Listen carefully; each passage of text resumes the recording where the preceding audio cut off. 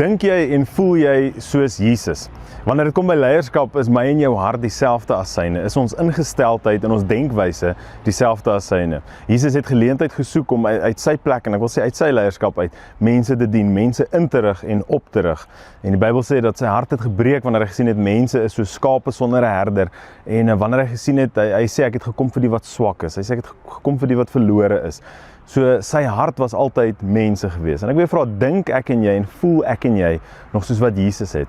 En Paulus kom herinner ons, en hy deel met ons, daarso in Filippense 2, van vers 3 af, sê hy, moenie net aan julleself dink, of heeltyd aandag soek nie. Hy kom praat baie direk. Nou ek weet nie van jou nie, maar die Heilige Gees, soos ek gister vir jou gesê het, kom sê baie vir my, hoor jy, dit gaan nie oor jou nie, moenie net aan jouself dink nie, daar's 'n groter prentjie. Hy sê, wees liewer maar die minste, sodat ander die meeste kan wees. Niemand moet net aan homself dink nie. Elkeen moet ook aan die ander om hom dink. Julle moet Christus Jesus se voorbeeld volg. Soos hy oor dinge gedink en gevoel het, so moet julle ook daaroor dink en voel. Is dit nie mooi nie? Hy kom herinner ons, hy sê onthou wat Jesus ons geleer het. Hy sê jy moet dink soos wat hy gedink het. Wat het ons hierdie week geleer?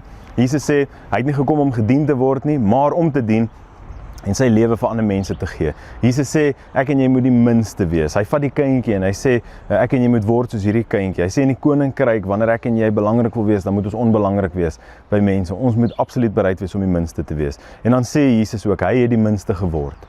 Paulus sê op 'n ander gedeelte, sê hy, Jesus het soos 'n slaaf geword, en dat hy sy goddelikheid prysgegee het, om soos 'n slaaf hier op aarde te kom woon, sodat ek en jy gered kan word, dat ek en jy in verhouding met hom kan staan.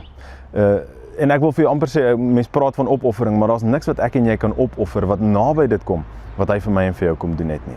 So kan ons dink soos wat hy dink, kan ons voel soos wat hy voel, en deur sy gees so aangespoor word, om mense te dien, uit 'n bo-natuurlike, bo-gemiddelde plek uit. Mag ons leiers wees, wat waardig is, om leiers genoem te word, deur Christus. En onthou, Jesus het nêrens gesê, hy wag vir leiers nie, hy sê, hy wag vir my en vir jou, wat as diensknegte eendag by hom opdaag. Mag sy woorde vir jou ook wees, welgedaan, goeie en getroue diensknegt.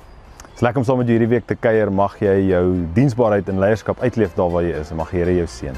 Totsiens.